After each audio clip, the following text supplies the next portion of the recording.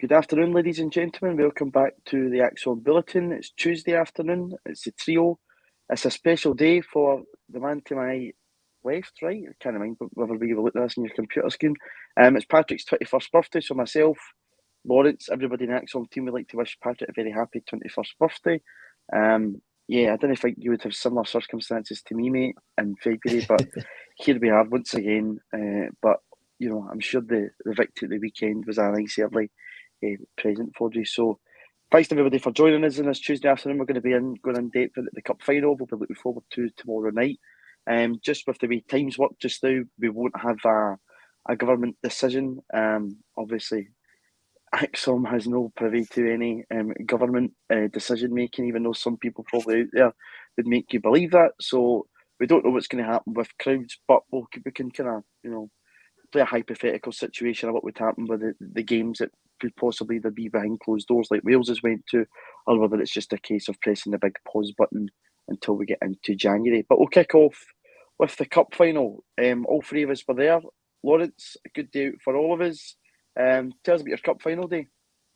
Hey, it is the age of Ange, isn't it? It's Ange's first trophy. So a couple of friends come up from London, up to my house. A couple of pints of Guinness and Chapman's to just set us up for it. Walk to Hampden. Saw Tosh McKinley outside, always a good omen. And inside for some Ange ball and Ange's first trophy. Absolutely outstanding. Then at home, watch the game again. So yeah, why not? Why not watch the game again? I think it's always nice to watch Celtic goals on repeat, and that second goal and even the first goal was one that I think we'll be watching on repeat for a while. Patrick, me and you went over to the game together. We weren't sitting together for the game, but absolutely buzzing at the end of it. It was a good day out for all of us, and it's just so nice to see Silverware back at Celtic, but especially the first one under Ange Postecoglou, because I think when he walked in the door after whatever it was, 104 days or something, of Celtic not getting a manager, we all thought, what next for this football club? We had appointed Ange at the point where he, because he'd been over in Australia and Japan and never actually had the proper coaching badges to be in European football, which was scoffed at by pundits that obviously like a large drink and a pie by the look of them. And we got our man in, and he's well ahead of schedule to what we could have all envisaged. 100%, and even by his own admission, he's still 12 months away from what he wants. So the age of Ange is going to get a lot better than this, if he's to be believed. No, it was an absolutely fantastic day, and the performance might not have been top notch, but the reaction and the drive in the second half to win the game was absolutely exceptional. And I think we've all seen the clip from, I think it's Australian TV, that says, your opponents at their weakest when they've just scored, try and hit them early. And the players have obviously taken that advice, and it's worked wonders for Kyogo in the 51st minute. But no, it was a fantastic game. Really enjoyed it, and hopefully the first of many.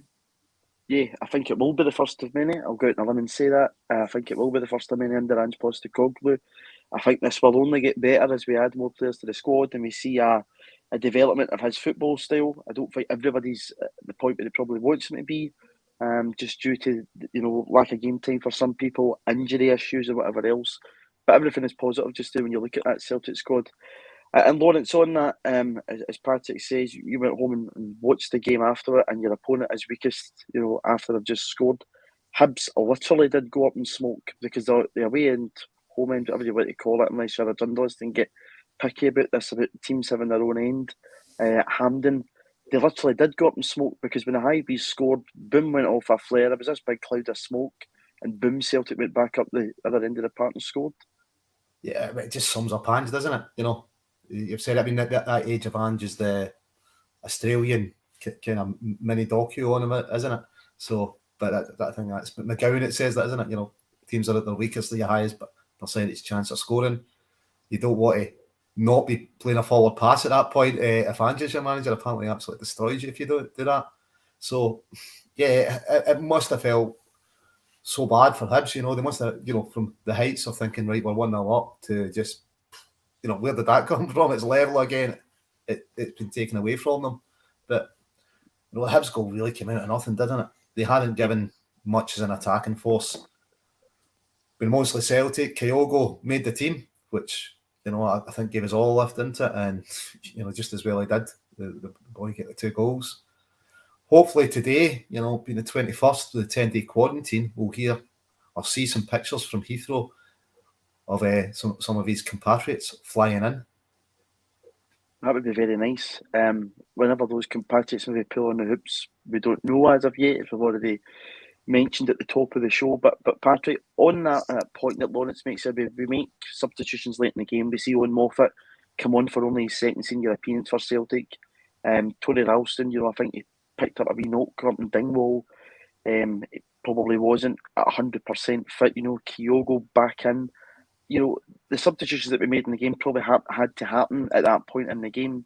They could have come back to bite us in the backside, but with greater depth in that squad, you can just see how this could be transformational. Like what Lawrence has said, that even if you go back to Wednesday when we've not been on since, what we could bring off the bench to what we actually have to bring off the bench just now could be just a million miles apart. Yeah, I mean, it's very difficult, and you know, I think we've got 4 games to go. You know, might have less than that depending what today's news brings, but it's not happening at the worst of times because we've got so many players out at the minute. We'd probably like to see a few more back. You know, when Chris Julian will be back, we never know. But I think Jota isn't far away. I think Forrest isn't far away. So, you know, it's good to have a wee 3-week break and try and get a lot of these guys back for the second half of the season. But, you know, it was a bit bare bones despite what some BBC journalists would have you believe just over a week ago. It is bare bones. And, you know, luckily, the quality that we have on the bench, it might not be good for our first team, but I think it's good for 30 minutes in a cup final to match a Burning. No, absolutely. And on that point, Lawrence, you know, I think one of the things that's kind of went under the radar, it was spoken about in Acsom yesterday, but again, and you know, the mainstream is how many debutants we had in a cup final in a Celtic jersey on Sunday. There was lots of players in there. I know Joe Hart's an experienced player, and he's won trophies in England. He's captained his national side, but it was the first cup final for Celtic, and we'll get on to Carl Starfelt later because I know he's getting a bit of a hard time from some quarters of the Celtic fans for his performance on Sunday, but it can't go under the radar that a lot of them, you know, debutised in a cup final and went on to win the cup. I know Hibs fans are giving it, it's just another trophy for Celtic, but you know, a lot of these guys in their very first cup final went on to win the cup. Majority of that Hibs team, guys like Paul Hanlon, has played in multiple cup finals for Hibs, whereas this Celtic team was full of fresh faces that had never played in a cup final at Hampden. Yeah, I mean, it's always the question, can they handle the big game? Can they handle the pressure? You know, this team's been compared to Win's team quite a few times. And I think when they won the Coca-Cola Cup at Poundland, that was, you know, a big step for that team. You know, that season they speak about, you know, when they played Liverpool, we thought we're a good team. This team has spoke about it, you know, when we were 2 up against Betis, we were a good team. So, you know, the similarities are continuing. We got a talismanic forward in then as well. So, and the talismanic forward has scored a Larson-esque goal in a cup final, or 2 Larson-esque goals in a cup final. So, yeah, lots of similarities. And it's great that the guys have got, I suppose, the first trophy off their back. Some people that have kind of recently come and gone from Scotland, you know, it taken them multiple attempts to get a trophy. But these guys have done it first time asking. Yeah, and that's it. And that can only grow confidence in that Celtic dressing room, Patrick, because I think one of the things we said a lot when we've looked at that Celtic team in early stages this season especially was possibly a psychological issue in some of the parts, just through the way we'd played last season, you know, the way in European games that we had went up and, you know, the San Siro and against Sparta Prague and whatever else. But, you know, it looks as if Ange has managed to fix that psychology in there and, you know, getting that winning feeling along the line, you know, 97th minute winner up in the Highland, up in Dingwall, and then to win the cup at Hampden to me is a double jab right in the opponent. Well, certainly domestically, he seems to fix the mentality. Personally, I'll wait until the 2-leg tie against Bodo Glimt is over until I determine whether or not we've got a mentality problem, because that'll be a big test for us, I think. But, you know, to keep going, all the way up in Dingwall, as you say. It's the first time we've been on since that happened. It was absolutely excellent for people like Moffat, McGregor, and Vodrick to try and work it into a wide area, then cross it in, and it's a brilliant cross. And then in a cup final, to show your powers of recovery, I think it was like 1 minute and 15 seconds between the goals. It's absolutely phenomenal. And then the intelligence from Roderick to take that quick free kick as well. For Kyogo's second goal, and Kyogo's finish is absolutely sublime. I mean, it's unbelievable how difficult that is. And as Lawrence said, what a difference he made playing, because it does give you something extra in the game when you've got a recognised striker. Gives you something even more when it's a striker of that quality. And he scored the 2 goals, so it was definitely a difference maker. Yeah, it was a difference maker. And that Tom Roderick free kick that you referred to, Pat, that's the one that Scott Allen's waiting to come on the pitch, even though he's still got his full trachea on and bibble, and he's standing up the staircase. He's still taking instructions from one of the coaches. Yeah, I think he's still probably go to the toilet or whatever else before as well. But, hey ho. But on that, Lawrence touched on there, kind of, the comparison that's been made between Wim Jansen, Henrik Larsson, and Ange Postecoglou and Kyogo Furuhashi. Both those partnerships come at the end of a period of dominance for a club, and this one that we're starting to see transform, it is coming to fruition to an extent, because we do rely on Kyogo, and I think without him on Sunday, I would still fancy Celtic to win the game, but without him, I think we're a completely different team, and it's about getting players in at a similar quality that's at that level. Because again, on Sunday, you could see he wasn't 100% fit, but he was constantly making those runs that he wanted to make, and he was pressing Mark Macy in goals. I think if we're to get 11 players of the quality of Kyogo, we're in a very, very good place, because I don't think we'll be able to do that, to be honest. But if we aim for that, it's a very good place to be. And as you say, it did make a massive difference. I think I read somewhere that Matt Macy's 6'7" and Kyogo chipped him. So and he doesn't take a touch of anything. The ball's bouncing and he chips him. Hits it first time. So tremendous quality. And I think every Celtic fan is still amazed that we got him for, what was it, 4 million or something, 3 million. Just an unbelievable signing. And I think that's the point of looking in these different countries, looking at these markets. You can get a player of such good quality for a cut down fee compared to what you would get in England or Europe or something like that. So yes, if the 3 other Japanese guys are anywhere near Kyogo's quality, I think we're in for a good 2 or 3 years. Yeah, absolutely. And probably one of the best 8 AM tweets that we've ever had. We went from wishing people happy birthday only a few months previous to announcing Kyogo in the morning. So some contrast and difference, Lawrence. Just before I come over to you, it's good to see that Newcastle fans are tuning into watches, because I'm sure they're having a great time with Eddie Howe as our gaffer. Yes. He thinks we're jealous, we're really not. I'm sure that Newcastle would much rather have the boss that we've got, the boss called Postecoglou. Lawrence, we touched on Wim Jansen, and we touched on the comparison that's been drawn here. Ange getting that first trophy over the line is such a marker for this Celtic team. It's a Celtic team that, we've watched through periods of domination. It's a Celtic team that I think for now the past 3 or 4 years has won a cup in December at Hampden. Obviously, the Scottish Cup final from the year previous was postponed. But, just getting that first trophy over the line is such a huge marker for Celtic. It's the trophy that starts the treble, so it still puts you in place if you're challenging to win that. And, once again, it's a trophy that we used to struggle in, and now it's becoming, something that we're not taking it for granted, but, we always think that we're in a good chance of winning it. And as Patrick says, I think if we go into it just before the quarter-final stage, so it's 2 games, then 2 games at Hampden. So it's a trophy that we should probably always be looking at trying to challenge for every season, isn't it? Yeah, I mean, now we pick it up more often than not, don't we? As you said, even kind of great team in the 70s, they used to get to the final, but used to struggle to win it. So, it's definitely been a turnaround trophy. But yeah, Ange getting his first trophy, I think, is huge. I think there was still some doubters out there about, well, I'm not too sure of this playing at the back, or we create a lot of chances, we don't take enough. if you do watch that kind of mini docu on Age of Ange, he's won trophies everywhere he goes, and he's just so driven in his belief and how his team should play football. And the reference kind of many of the doubts that other fans had, that Celtic fans have now. So I think it's good that he's got silverware, especially the first season when we were speaking to the likes of Jared and Dan, and they were saying, look, first season, don't expect anything. It's going to be a bit up and down. So, the first trophy, in a few months in the door, he's got the first trophy. I think it's outstanding. And the way that the team are playing football is just phenomenal. And Patrick, one of the things, I was talking to somebody earlier about Ange, and he was saying to me that, possibly it just didn't work out as well as it could have in Japan due to the language barrier that was already there.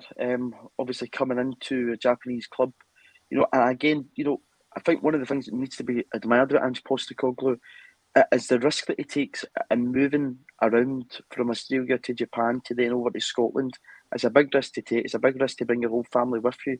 It shows you how committed the guy is to football and his love of the game, that he's willing to take that risk, and how much belief he has in himself. And that kind of belief that he has in himself has been installed in that Celtic team just now.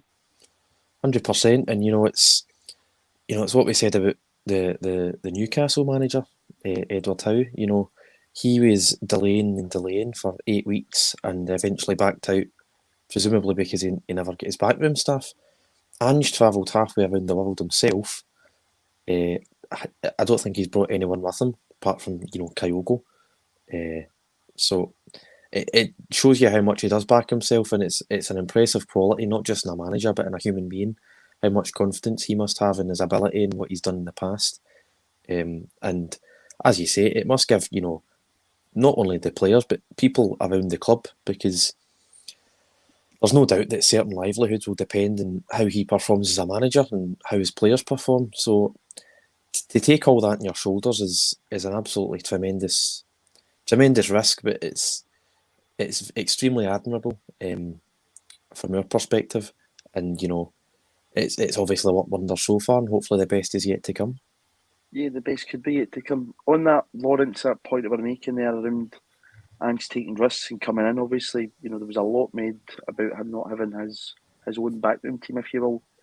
Can that now be put to bed? We saw an image on Sunday of a lot of them of Ange with John Kennedy, Stephen McManus, Gavin Strachan, I think Anton McElhone's in the picture, Tim Williamson, Stevie Woods, Hugh, Stevie, the kit men. Can that now be put to bed that he's quite happy with what he's got there?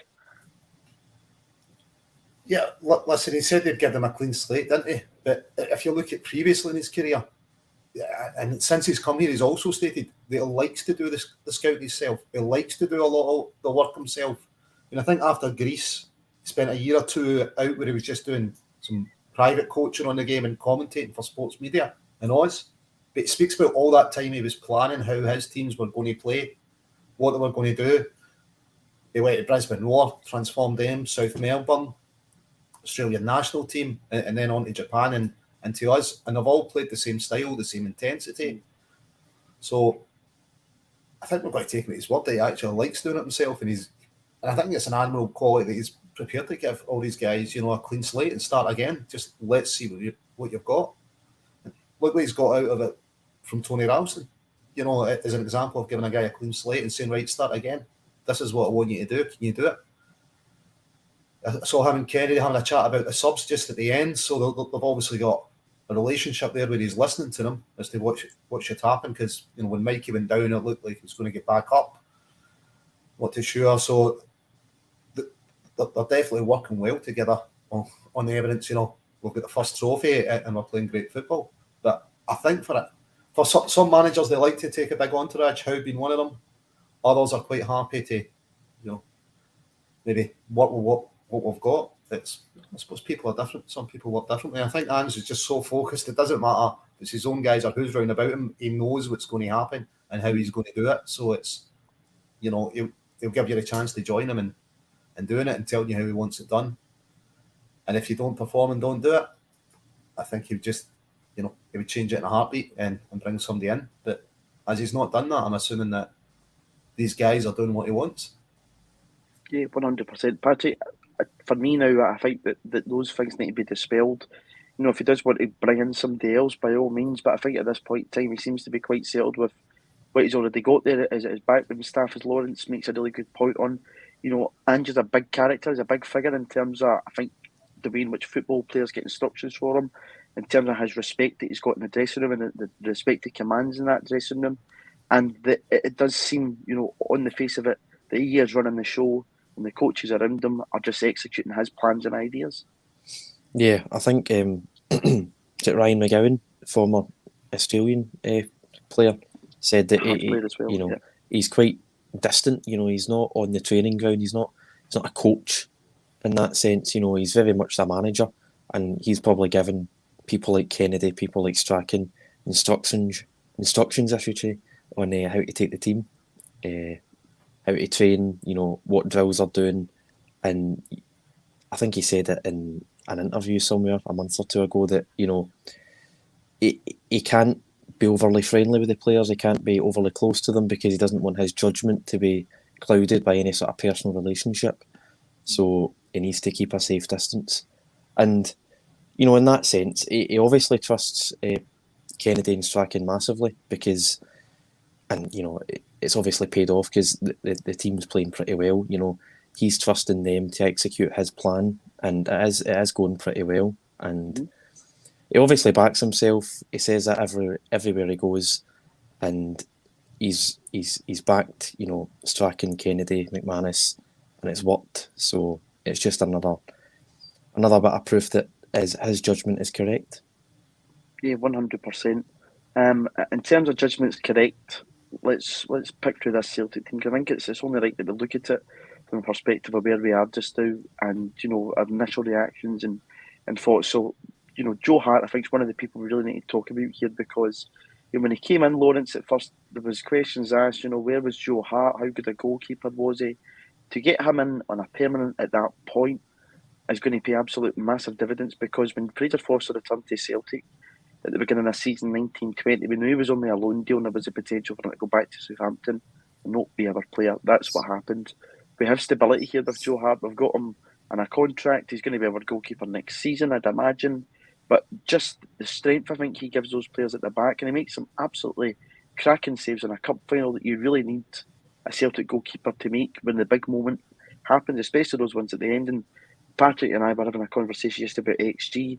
Hibs created a higher XG just due to the chances that they made post 89 minutes. But yet again, there was Joe Hart to shut them out. And one of their top saves in the game was the one Nesbitt gives Starfield a torrid time, turns him inside out. It's a cracking save from Joe Hart. Yeah, listen, he's Golden Gloves winner. He'd done it all before he came here. He might have lost his way, never really gets a chance at Spurs. 34. You'd expect him to have another 3 or 4 years in him, wouldn't you? And I like he's, for all that he's done, he's still very humble. He's come out and made the statement, I'm not the best goalkeeper in the world, but what I do is I try my hardest and give my everything for the club I play for. The stop was outstanding from Hart. And even kind of later on in the other, at his right-hand post, when he had to save it kind of in the last few minutes as well. But I think he's given a lot of confidence to the whole team, especially the defence in front of him.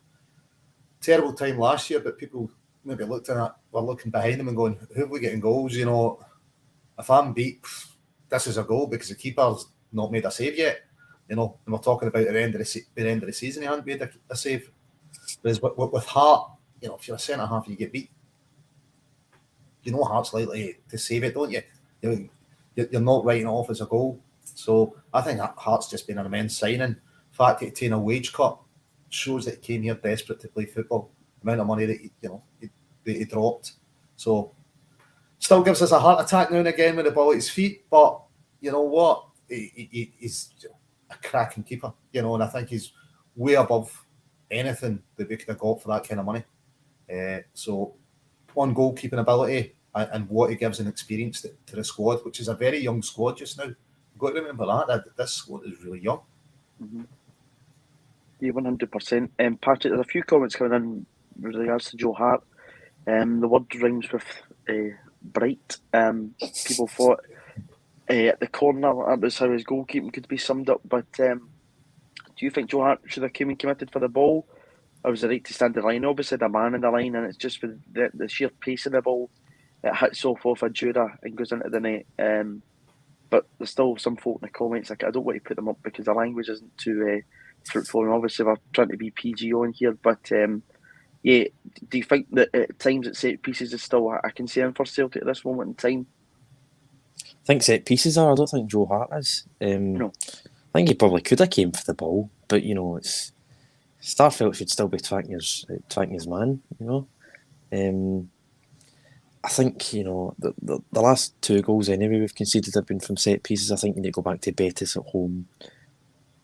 They have conceded a goal from open play, and then domestically I can't even think the last time we conceded from open play. I'm sure someone will correct me, but I think Joe Hart, he gives you tremendous confidence, and it's not that he's, he said it himself, it's not like he's a phenomenal goalkeeper, but he seems to be comfortable with the ball at his feet. He's an experienced player. The guys obviously like him and trust him, and he's a good shot stopper, which, in my opinion, Barkas and Bain are not. And you talk about coming out for cross balls. I think that was Connor Hazard's big flaw. He's not the worst goalkeeper in the world, and I think he has probably been unfairly treated. But I think he was at fault for 2 of the goals in the cup final, and then a Hibs equaliser at Celtic Park in January. So, the confidence that he gives defenders, it's hard to quantify that in stats or any other way. And I think I said to you, I think we came out of a podcast when Celtic signed Joe Hart, and I think I said to you, it's going to go one or 2 ways. This is going to be a sort of comical disaster, or it's going to be a bit of a coup, a really good signing. And so far, it's paid dividends. Yeah, Paul's come in here in the comments and he's seen Hart's win his games already. You can absolutely live with a few flaws. Absolutely, I totally agree with that. I think without Joe Hart this season, we'd be a poorer team. Lawrence, even in the way that we try and play football, you see how quickly he wants to release the ball to his defenders. One of the things you were talking about there, Lawrence, was defenders last season looking behind them and going, I don't really have confidence here that if I miss the ball, my goalkeeper's going to be there. One of the performances at the weekend, Carl Starfelt didn't have his best of games in his Celtic jersey, probably one of the worst games we've seen him play in his Celtic jersey. One game doesn't make you a bad player, we all know that, but there's probably a confidence from all of us as fans that, if Carl Starfelt makes a mistake, Vickers is usually there to tidy it up for him, or if a player beats him like Nisbet did, Joe Hart's there. So if you do have a bad game, like Carl Starfelt did at the weekend, you're relying on the guys around you, and that's what the team's all about. You win as a team and you lose as a team. Totally. I think you're right to start it off. Keep it in perspective. We've got the best defensive record in the league. Patrick's touching it. When did we lose a goal from open play? Yeah, it's set pieces, but you know what? We are the best in the league defensively. Yeah, we have our flaws, but we're going to lose goals now and again over the course of a season. Yeah, Starfelt had a poor game. He's been dug out by Joe Hart again. Maybe Starfelt was affected by getting another elbow in the face and the ref letting it go again. He doesn't seem to like it, elbows in the face, although refs don't seem to see them, or if they see them, have issue with it. But it's a solid partnership now with CCV, isn't it? And those 3 just at the back, Hart, CCV, and Starfelt. Yeah, but we're going to keep clean sheets in more games than we lose goals. We're not going to lose a lot of goals. It's still early doors in terms of a format partnership. We haven't reached the turn of the year yet, so I'd imagine it's only going to get better. Mm-hmm. No, 100%. I totally agree with you on that one. Patrick, a player that's been quite versatile. We've seen him obviously featured in defence, and we've seen him featured in midfield. He comes on. He's one of the most experienced players in that Celtic team. He's racking up some amount of medals, Big Nero, as he's been referred to now. But once again, I thought he came on at the weekend. He did his job really well. I, thought he played the ball around well. And again, I think that possibly affected us because David Turnbull's played such a mountain of games for Celtic. He is one of the, the key players to Ange's system working. And obviously, the game plan must have been changed when David Turnbull goes off because you're getting a completely different asset, and Callum McGregor being pushed forward a wee bit further. But what was your thoughts on Neil Beaton's performance at the weekend? In terms of where we are at just now, how valuable a player has he been at the squad, and Ange's results so far? Yeah, I mean, just with COVID and wanting to win the cup final, I'd forgotten just how important Turnbull was and how there's a high likelihood he's going to miss Wednesday night and the games after that. I was just quite disappointed he couldn't play the cup final. But when Nero came on, he didn't put a foot wrong. That's for sure. He probably does slow the game down, but especially when you're ahead, I think you need that. And he's quite confident. Taking us up the pitch. I remember he ran with the ball 30-40 yards and won as a foul, and I think Jovanovic ended up taking it, putting it over the bar. But he done well. I thought he played well for the 60-65 minutes. 60-65 minutes he was playing. And he'll probably play the next 4 games as well. And as you say, he's picked up another winners' medal. I think it'll be between him, Forrest and McGregor for who's got the most winners' medals at the moment at Celtic. But, I've never been his biggest fan, but that was when he was at defence. So as long as he keeps playing in midfield, I've got no problems. Once he's disappeared, you might disappear. It might be a solo show in a wee couple of minutes' time. But he's been there. He's been an asset. I think he's returned to form, Patrick. I think since he's been into that midfield area for Celtic, and we're starting to see some of the quality that we had initially under when Neil Lennon signed him. He was a good player when he's first signed, and then even when Brendan came in at first, played in that 5-1 game. He was key in some of those big Champions League games. I think he played against Man City in the midfield too. So we know he's a big game player. On that wee point that you're making there, I think Forrest, if he got a medal at the weekend, obviously scored the winner in the semi-final. I think that would have been his 20th medal, winners' medal for Celtic, meaning he is not far off being the most successful Celtic player of all time. If Celtic continue to win trophies, somebody can tell us this in the comments. I think Bobby Lennox is Celtic's most successful ever player, followed by Billy McNeil. I'm not too sure where James Forrest is in this just now, but he must be very highly up there.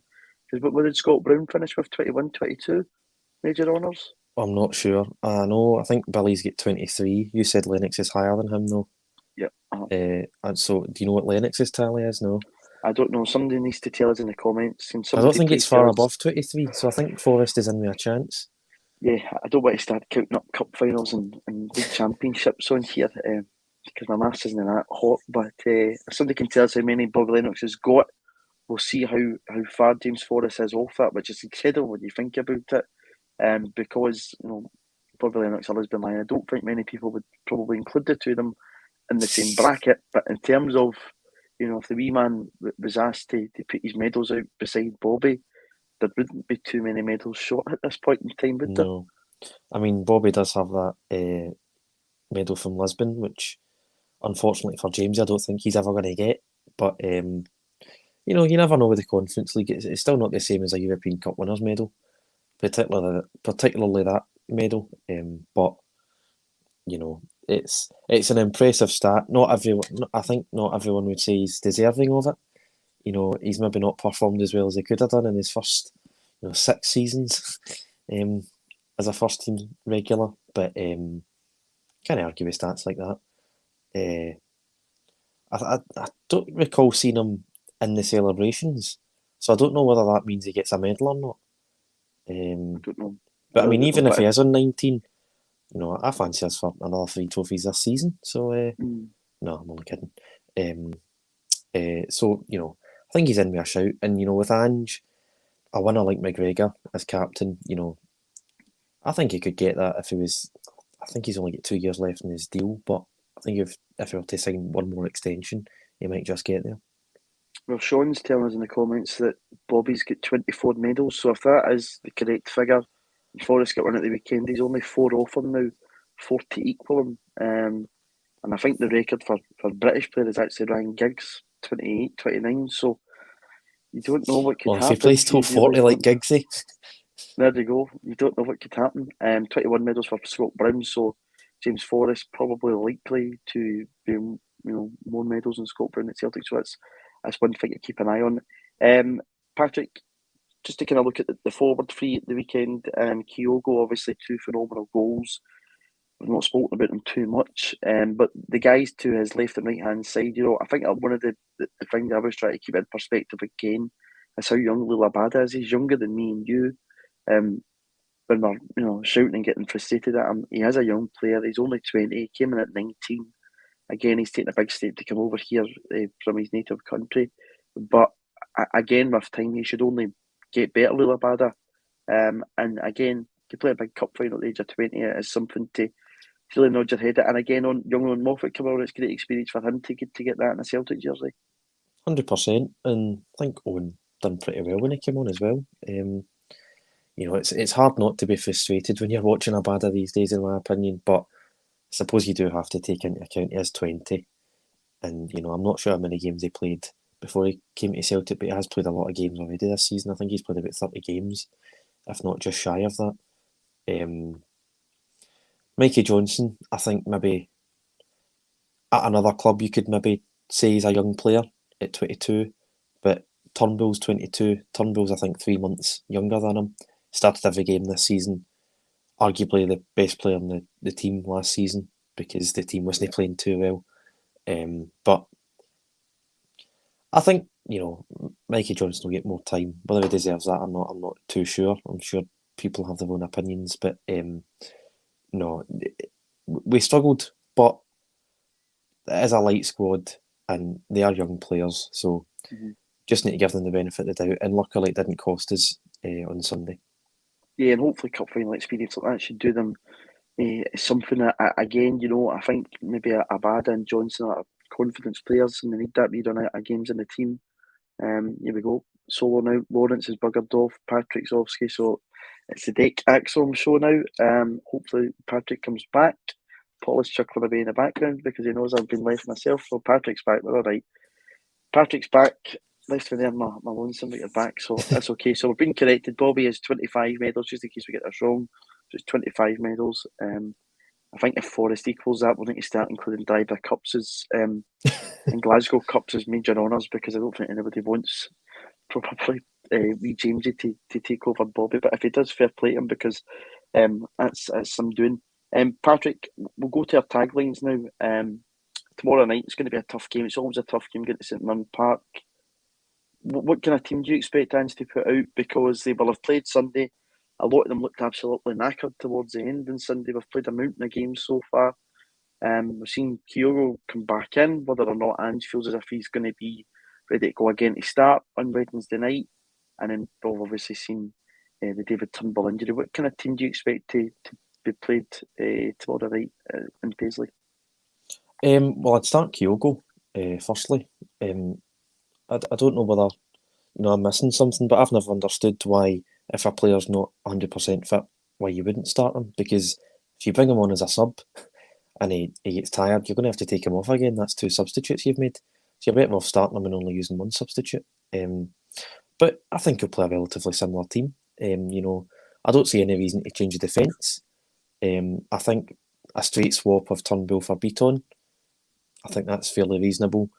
It's just a bit of a mystery with the front 3 at the minute. I think he might play Kyogo. If he starts him and we're 2-0 up at half time, I think that'd be best case scenario.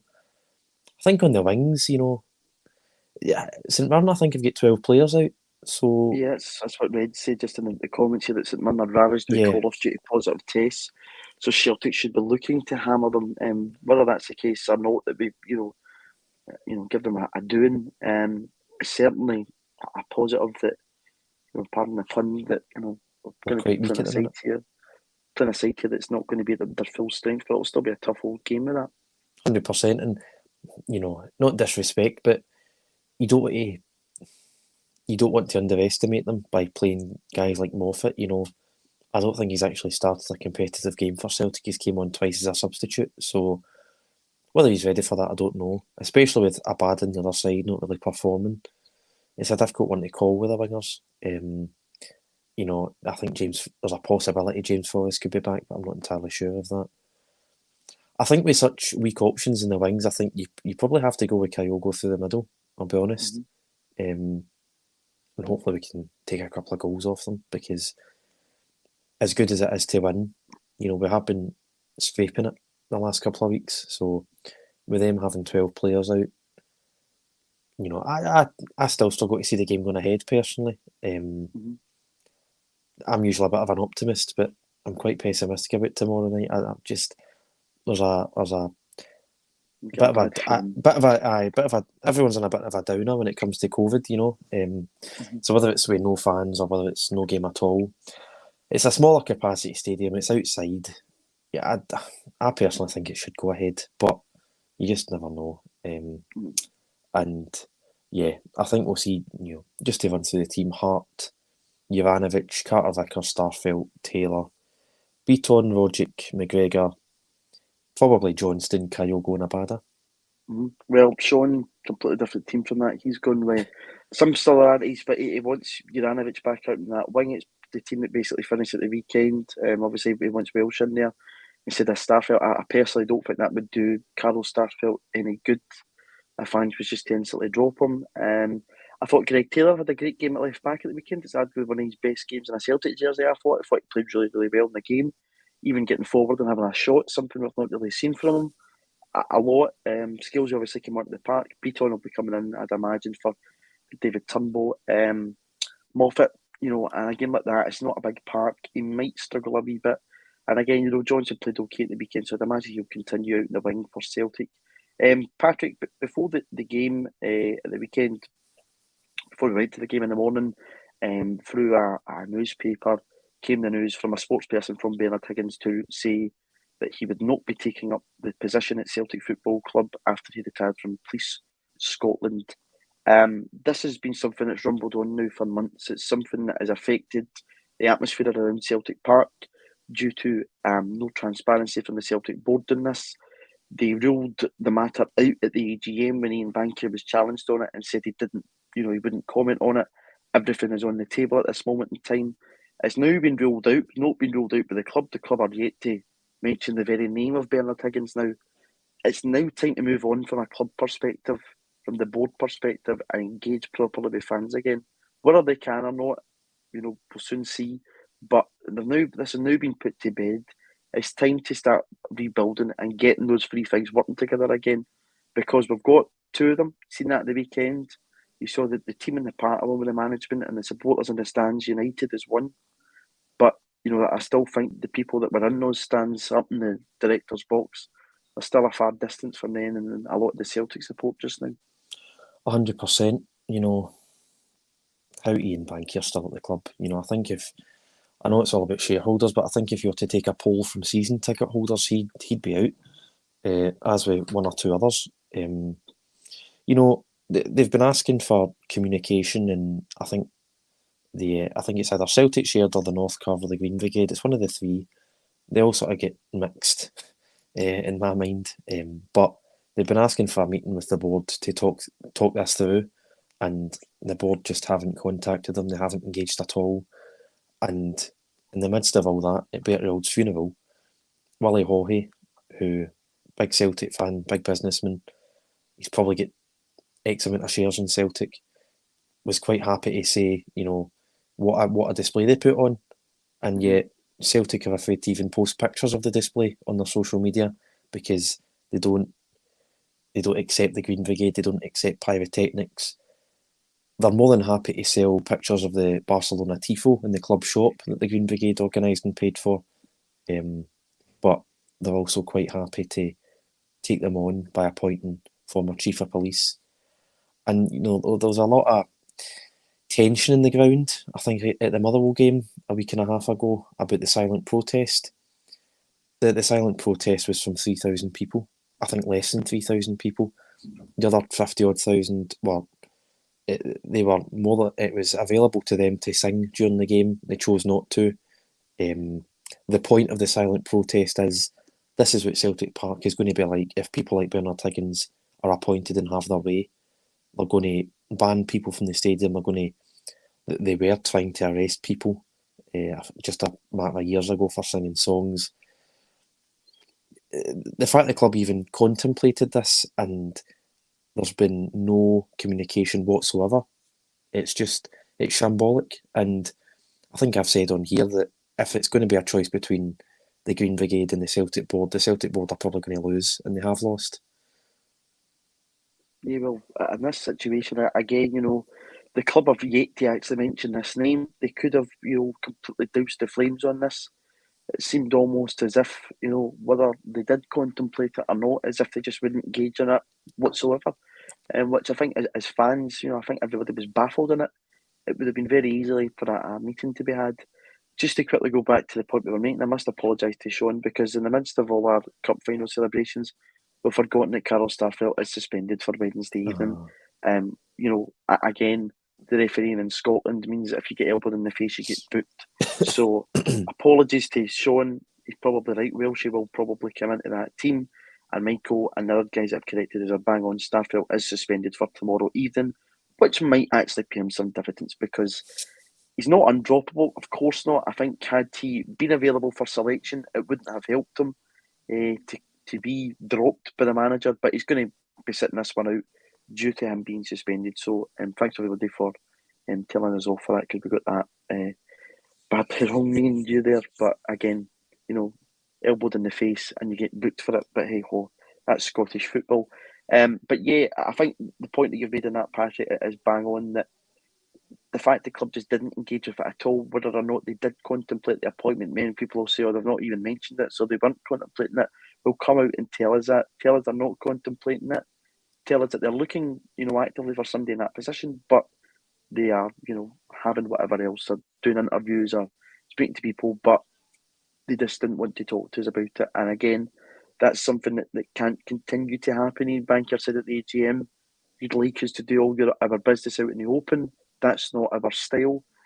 I think some Celtic fans would rather just an engagement there, to go out and speak to fans or engage with them in any way, shape or form that they see fit, because it's important to have that connection between all three that Brendan Rodgers spoke about, the trinity of supporters, the team in the part with the management, and the people upstairs making the decisions.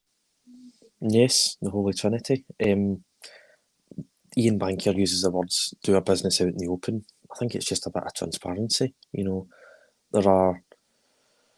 There are banners and protests going on that Jovanovic himself has admitted is making its way into the dressing room, and the board are doing nothing to calm those fears, to settle the nerves.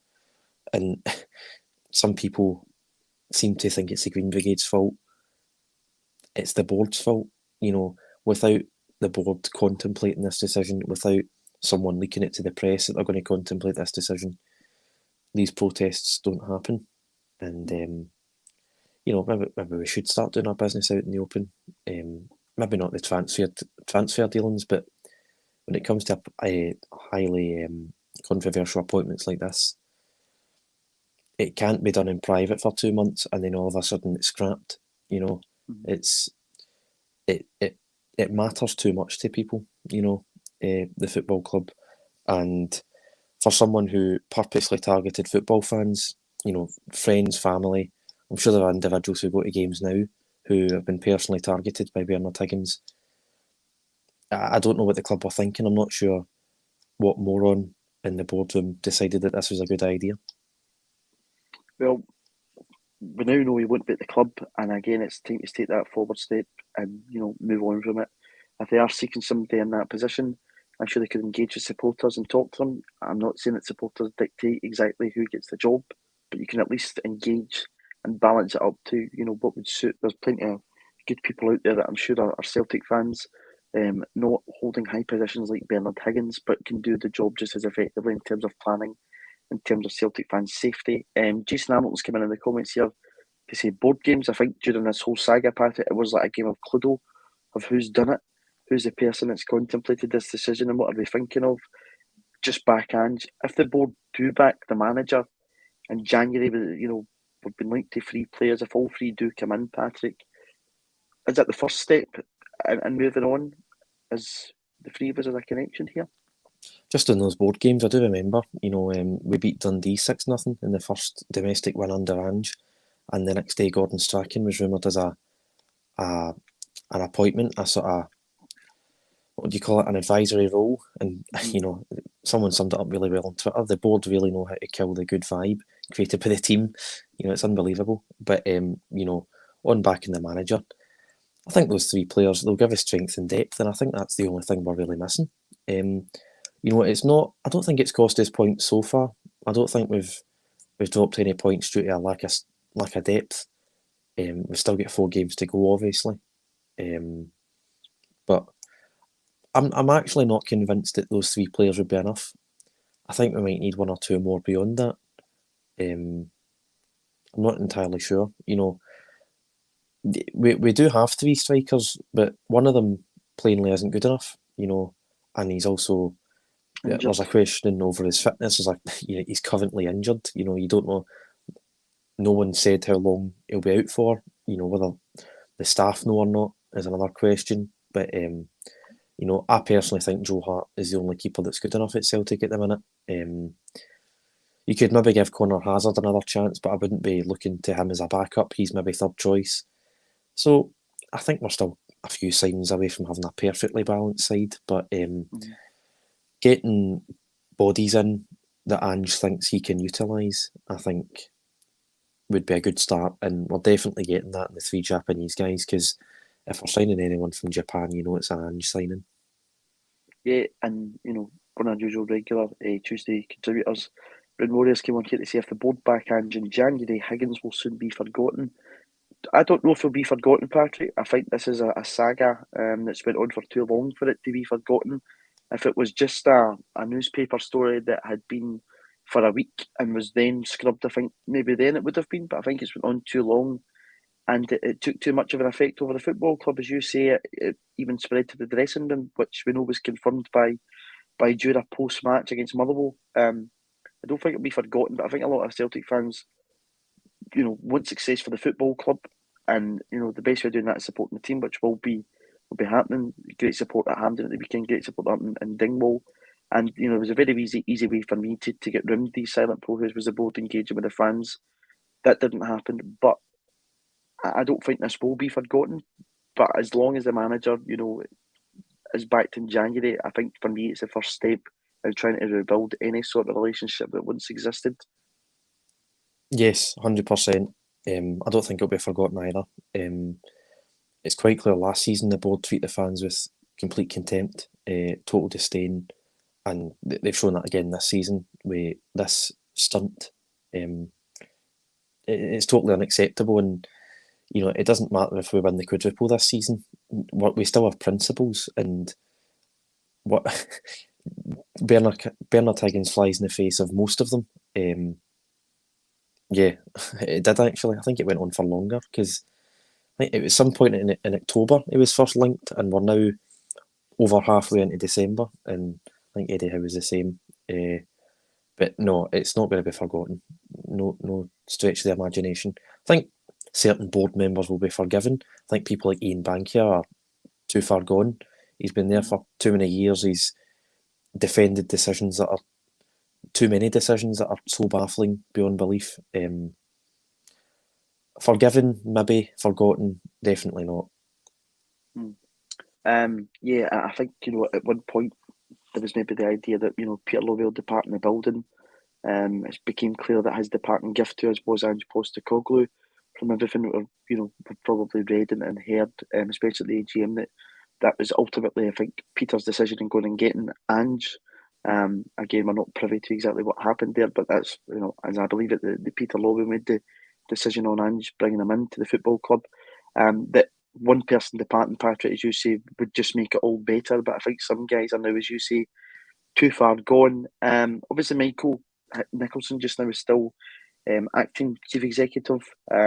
Again, for a football club the size of Celtic, it's taken months now to make up the role of who's making that permanent, whether it will be Michael or whether somebody will come in externally. What do you expect to happen around that now? Do you think that Michael will get the position full time, or do you think he'll go back to his role? I think Michael was company secretary before he was moved up, if you will, to the acting chief executive. I mean, if I'm totally honest, I'm not too sure. I can see him probably getting the job, whether it's a lazy option, whether it's bookroom stuff where you promote somebody from within. I'm not too sure. As far as I'm concerned, he's not made any mistakes yet, because I think the Higgins stuff is probably a few weeks in the pipeline before we heard anything about it. in the middle of October. So I think it might be a bit unfair to pin that on him. But you never know. I think how we do in this transfer window and the next transfer window might be a better reflection on how he's doing. I think they're probably giving him the season, because I think we're probably looking at Dominic Mackay from before the pandemic, and we'll announced him in January and then appointed him in July. So these things, obviously, I'm not sure what it's like for other clubs. I know other clubs in Glasgow have got interim CEOs and chairmen and have done for a wee while. We use their buses to go to games, and I don't know how long these things normally take. I certainly wouldn't rush it. With Ange in charge, I think the football sort of takes care of itself as long as you give him enough money to keep up the standard of the playing squad. So I think, give him the job, don't give him the job. It's hard to make a judgment right now, but it'll probably be the end of the season before anything happens for certain. Yeah, probably, banks on success. We've got one part of that success, whether or not, he's backed properly in January, whether or not he's kept happy in January. Not that, the manager should be saying, oh, let's go and sign Messi, for instance, but I'm sure that Ange has very reasonable targets that, suit them all. They're coming to Celtic. And again, Sean's came in here to agree with you, Patrick, saying he doesn't think that free players is not enough, especially if we lose players as well, because the board will not replace the numbers just like they did in the summer. If it is only to be free players, free players for Celtic in January is at a maverick, especially free players that probably slot into their first team side. But there is probably still a worry that even adding free in, Patrick, that if we do get injuries, we're probably still a bit lightweight in some positions, and without them, goalkeeping is a prime example. I think that's something that can't actually be overlooked. We've had numerous conversations and chats about, Scott Bain, Connor Hazard, Toby, obviously in the squad for European games, but a position like that, if we were to lose somebody like Joe Hart, I think we'd maybe struggle. 100%. And I've actually said to my dad, he tells me that we've got hundreds of wingers. We don't have hundreds of any quality. It's the toss for a coin between Abada and Forrest on the right wing. Forrest has been injured for the majority of the games this season, and then on the left, without Jota, you've not got any confidence in Mikey Johnson. I think we're all hoping for a Ralston-esque miracle from Postecoglou there, but I think he's been fit and available for every game since Hibs in October when he started, and that was 2 months ago, and he's not really. I think he's still struggling to find form. I think he might be a bit of a confidence player because he is slowly starting to take more guys on and have a bit more success. Shooting still leaves a lot to be desired, as does his passing at times, but I'd personally like to see another winger. If you're going to move guys like Ayeti and Barkas on, yes, you probably do need another goalkeeper. Hard to say, where we get one from and whether we get a fourth or fifth player in January. I think that will be quite the challenge. But I think it's quite clear that we need more than 3 players, and I don't think it would affect our title challenge if we didn't get a fourth or fifth player in. But I think maybe when you're looking at the Europa Conference League, I genuinely think it's a massive opportunity to maybe not win it, but try and do something.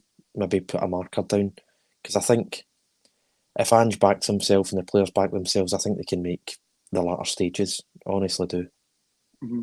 Yeah, I do think they can. The team, as we said at the top of the show, we're only 6 months into this, project, if you will, in inverted commas, and sorry, commas, dear me, I'm losing the plot today. But yeah, we're only a wee bit down the line with this so far. We're still to see more players come in to the side, and we're slowly building up to something hopefully very special. We've got the first piece of silverware in the cabinet. Just before we finish, we're going to probably get an announcement in an hour's time. Just to quickly get your thoughts on this, Patrick. I think you agree with me. If it's a decision of whether it's no fans or pressing the pause button, for me, it's press the pause button just now. I think we need to, I think Celtic play better with a set of supporters, and it wasn't an excuse for last season. But with fans there in the stadium, it was important, and we needed them. I'm just going to bring Lawrence back in because we can get his thoughts just as he joins us back. But just to come to you first on this, Patrick, for me, it's press the pause button, postpone the fixtures until we can play them in January. If it means scrapping Scottish Cup replays, then so be it. Yeah. And just make sure that, for the smaller clubs as well as big clubs like Celtic and Hibs, Aberdeen, whatever else, that we get fans back in, and hopefully, by that point in January, we're a bit clearer in the situation. Yeah, I think, lower league clubs could potentially keep playing games if it's a matter of crowds. The Scottish Government can only tell the SFA and the SPFL how many people, what the maximum capacity for events is. They can't tell them when games are to go ahead. So if they tell them no fans in grounds up to, 5,000 or whatever, the SPFL can say, right, we'll just not play any games then, we'll postpone them. And then it becomes a footballing matter. On last season, I think the gap would have been a bit shorter if there was, and we would have seen change sooner if there were fans in grounds, but it wasn't the reason for misery last season. But no, I mean, because games being played and when they are played is a footballing matter, I think it comes down to sporting integrity and fairness that they have to be postponed, because, we're having teams with 50,000 in Glasgow derbies, and yet we're potentially facing a situation where we've got no fans at all, and that isn't fair, in my opinion. Lawrence, what's your thoughts on this? Listen, how long's a lockdown going to be? How long are they going to say that there's, that there's no fans for, or the Scottish Government's going to put restrictions on? We don't know just now. I don't think there's loads of data on the Omicron variant. The word from South Africa is it's not serious. We don't have a lot here. I think this morning I saw one news briefing that said there's 11 people in hospital with it. It probably suggests it's not as serious. We're due a winter break. Is it a case of just move the winter break forward on the footballing side? If the government come out and do it, the footballing authorities will say, well, we're just going to move the winter break forward. That buys a few weeks before you need to then make the decision, doesn't it? And I suppose there's a few more weeks of data then that might indicate whether this is going to be a longer term issue or a shorter term issue, depending on the severity of this variant. There's also what kind of lockdown would it be? What kind of financial support is going to be available to? Well, we were the only club not to take financial support, which would say, well, every other club was in some kind of financial trouble taking it. I'd imagine it's going to put them in, if they're not already in financial trouble, it's going to put them in more financial trouble. So, it's a matter for all the league clubs to say, well, can we afford to go without any fans in the ground or with reduced capacities? How does it affect us? I know we've all had to pay for pay-per-view, Ross County being the last one. It's so some of them have got other revenue streams now, but I think they'd all get hit with reduced numbers. It would hit them all.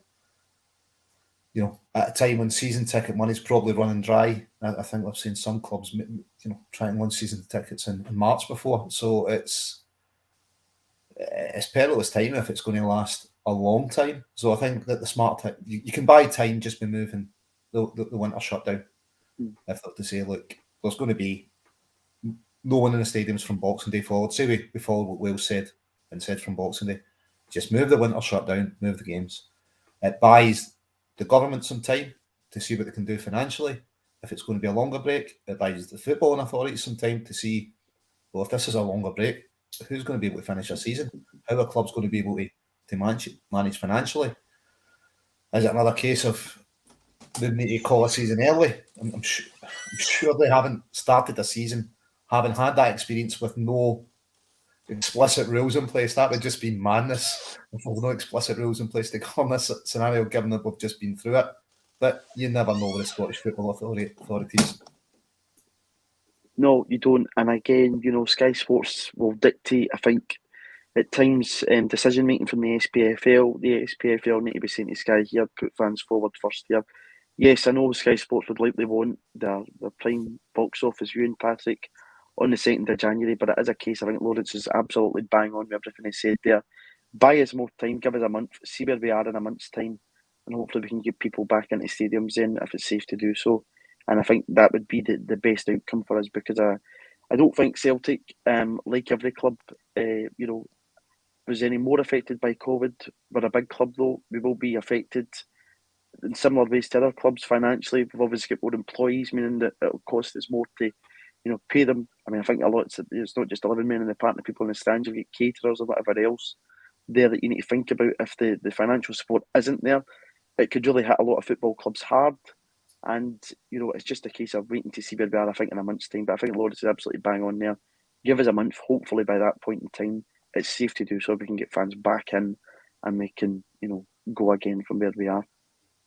Yeah, 100%. The government can't tell you, you're not allowed to operate as normal. But we're not going to give you any financial support to pay all your staff, because probably get thousands of employees, Celtic, or thousands of people rely on them for employment. So, it's a tricky one for the government, it's a tricky one for Celtic, but I think postponing fixtures for as long as you possibly can is probably the best way to go. I think you could probably postpone them as late as, the Scottish Cup dates on the 21st and the 22nd of January, and sort of push all them back. What you can't do is move European games. UEFA aren't going to move games because the Scottish Government, that's not going to happen. So you've got to make a decision. And, if there's not money coming in to pay clubs, because there'll be clubs that need the money far more than Celtic. But, especially gate money, yeah. Yeah, 100%. I think on average it's something like 40% in Scotland. Celtics will be lower than that. Other clubs will be a lot higher than that. So the government have got a tricky decision in their hands if there's not money coming in for them. Yeah, 100%. Just to finish, Patrick, I hope you have a great day. I'll see you later on for your 21st. And I think myself, from myself and on behalf of you two guys, would like to would like to wish everyone that's tuned in today a very happy Christmas. We'll not be on until the big day's game, so I hope everybody has a very good Christmas. I hope it's peaceful and they enjoy it with their families, and they'll all stay safe. So, from all of us here on the Tuesday Club, I'd like to wish everyone a happy Christmas, and we'll see you